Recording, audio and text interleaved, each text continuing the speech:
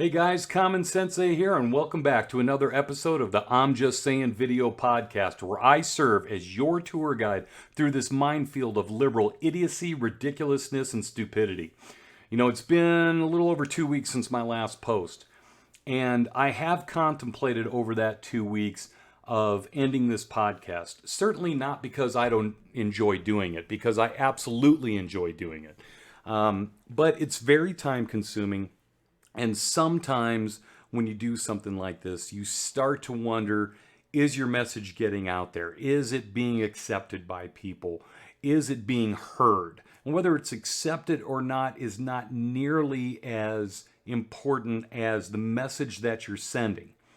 Because when I very first started this, I told you that if I could change one person's mindset, or if I could educate at least one person in every episode to arm them with information that would help them moving forward, whether it be about the Constitution or what's going on in politics or our government, then I was accomplishing what I set out to do. And I started to question that a little bit. I really did.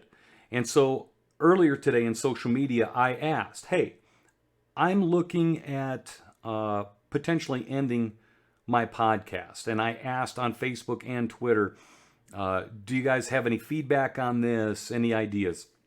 And overwhelmingly, I got a ton of support from you guys, and I really appreciate it. I can't tell you how much that means to me. It tells me that the message is getting out there. And sometimes when you're just talking to a camera and you look at it that way, you don't see people's reaction. And you know what? I want to thank you, because it really helped me make a decision on whether or not I should continue doing this. A lot of you gave me great feedback, and in particular, there's a couple people that I got feedback from. One of mine is a military friend of mine named Brent, and he's a retired Navy chief, known him for years, and he brought up a good point, and that point was, it takes a little bit of time for a groundswell to take effect and build, and that's kind of what I'm experiencing right now. And then I have another military buddy of mine who said, hey, and his name is Ryan, and he said, you know what? You used to tell us that our job is to put warheads on foreheads. And before the liberals watching this start to get all freaked out, it's kind of, I mean, certainly it's literal to some degree, but it's also a figurative saying. And that saying means that, you know what? We get the job done. We go out, we get it done, no matter how difficult that it is. Each and every one of you that gave me feedback, thank you.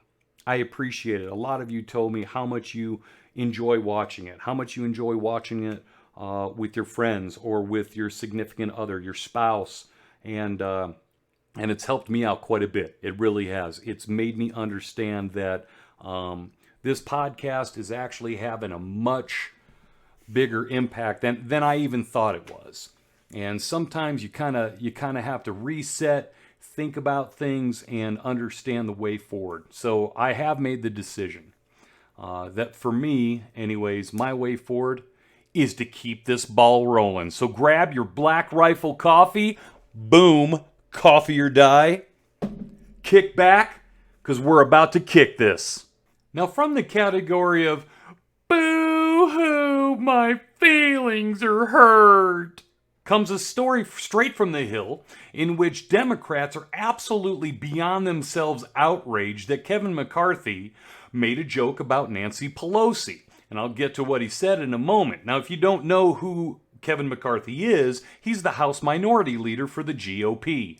Wait, are you crying right now? Jesus, his face is all wet, like mine was at the beginning. And he's back. So House Minority Leader McCarthy, during a dinner in Nashville, was giving an oversized speaker's gavel that had the words on it, "Fire Pelosi." Okay? Obviously a joke, right? And he said, and I quote, "It will be hard not to hit her with it, but I'll bang it down."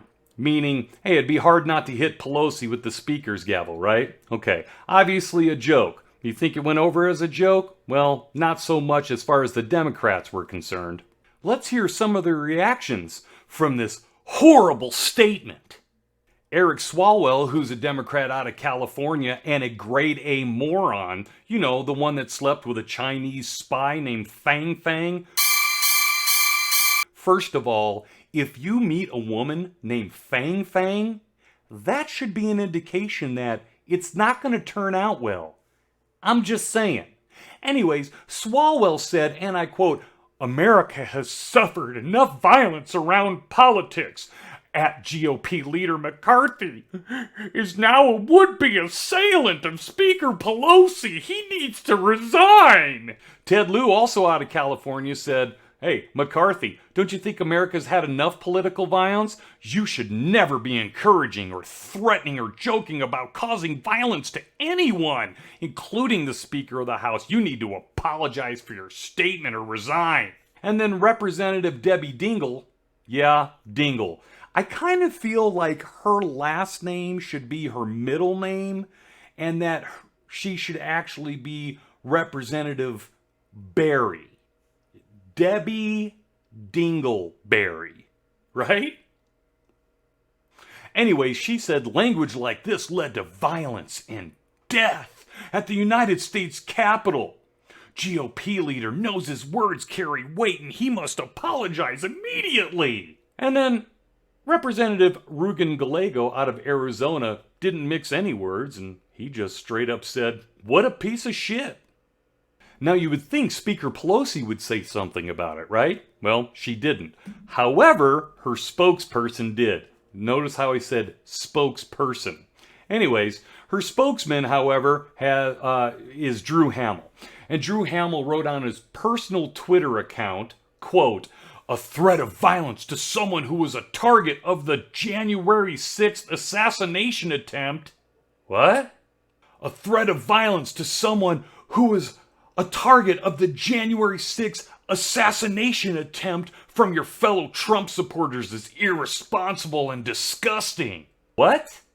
An assassination attempt? Now choke yourself!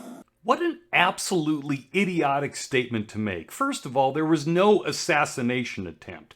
Oh, and by the way, I just want to interject this. I don't know if you recall, but recently AOC talked about how she was absolutely just terrified and had PTSD from this entire thing as people were looking for her, and she could hear them talking on how they were going to try to find her.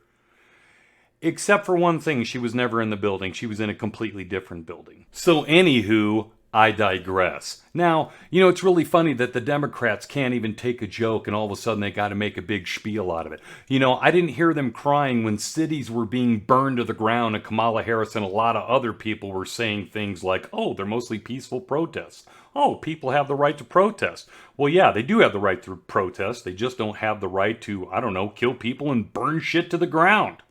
Let us now take a moment to peruse some of the things that Democrats have said over the last year about mostly peaceful protests, shall we?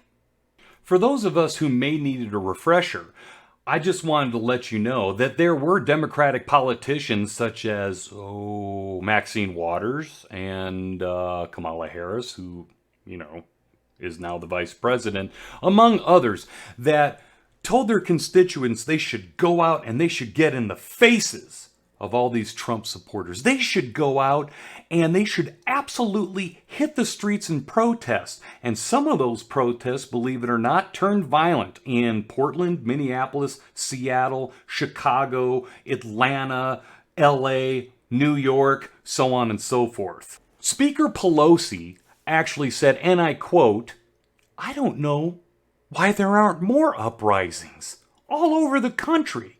Maybe there will be." Now, when she was asked about the destructive elements of the protest, she said, "Well, people, they're going to do what they do." A Michigan state representative named Cynthia Johnson said, and I quote, "This is just a warning to you Trumpers. Be careful, walk lightly. And for those of you who are soldiers, make them pay." You know, it's really funny. Even President Biden on national TV said, and I quote, "If we were in high school, I'd take him behind the gym and beat the hell out of him." John Tester, a Democratic representative out of Montana, said, "I think you need to go back and punch him in the face." Now, folks, I don't know about you, but where I come from, we refer to that as hypocrisy. I'm just saying. You know, where was all the liberal angst and animosity when this was being said about President Trump? Where was it? Where was all the protest? Where was all this, you know what, that's violent and we shouldn't be talking like that? Nowhere. It was nowhere. You want to know why? Because they will use anything they can in order to further their agenda. They took an obvious joke at a dinner with an oversized gavel and then made it into something that it wasn't. Because that's what Democrats do. They make things out of nothing. I'm not just making this stuff up. They do. They make stuff out of nothing.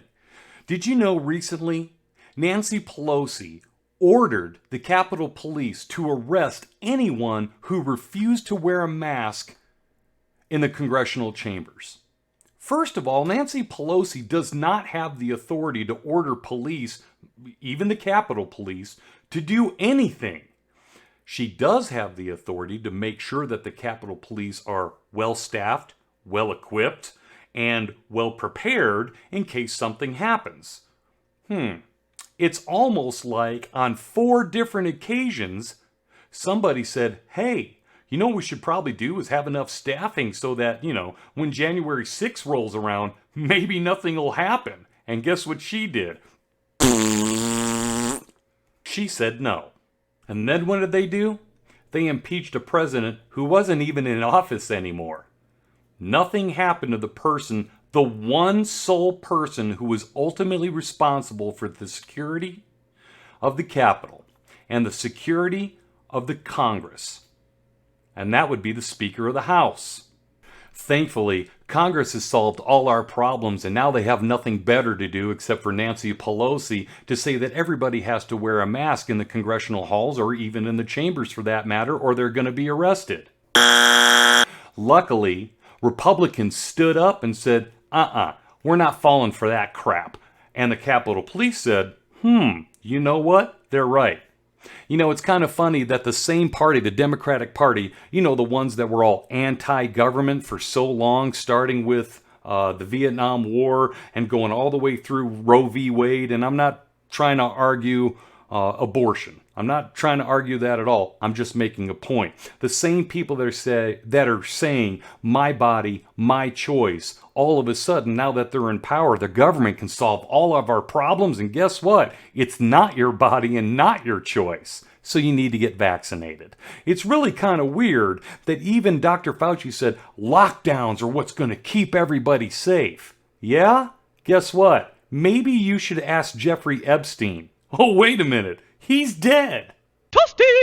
By the way, this is just breaking. There is a new picture of the person that was last seen visiting Jeffrey Epstein right before he killed himself in prison. If you have seen this person, or anyone that closely resembles this person, I urge you to call Crime Stoppers immediately. Here's a quick look. All right, in all seriousness, 2022, I've said this before, it's right around the corner. We have to come together. We have to get out there and vote. We have to retake Congress. We have to retake the House. We have to retake the Senate.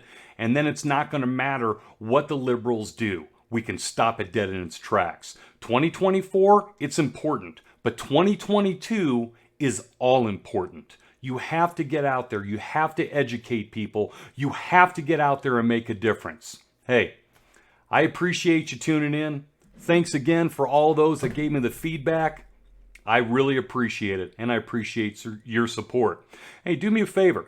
Click that little bell. Actually, it's right down, where is it? Right about there underneath. There's a little notification bell. There's also a button called subscribe. If you click the notification button, you'll get notified when I post new content. Also, make sure you subscribe and like my video content. Again, thanks for tuning in. I'm the CommonSensei, and thank you for tuning in to I'm Just Saying. We'll see you next time.